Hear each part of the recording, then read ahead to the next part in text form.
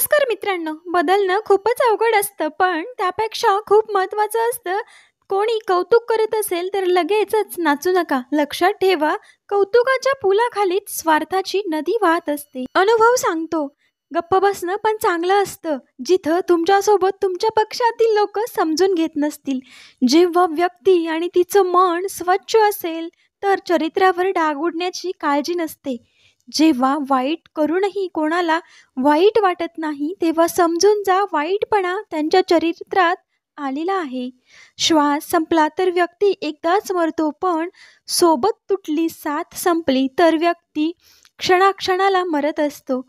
जर एखादी स्त्री लगातार तुम्हाला नजरअंदाज करत असते, तेव्हा याचं कारण एकच असतं, तिला तुमच्यासोबत बोलणं किंवा भेटण्यामध्ये इंटरेस्ट राहिलेला नाही. तर मित्रांनो, एखादी स्त्री इग्नोर करत असेल तर हा पण एक इशारा महत्त्वाचा आहे.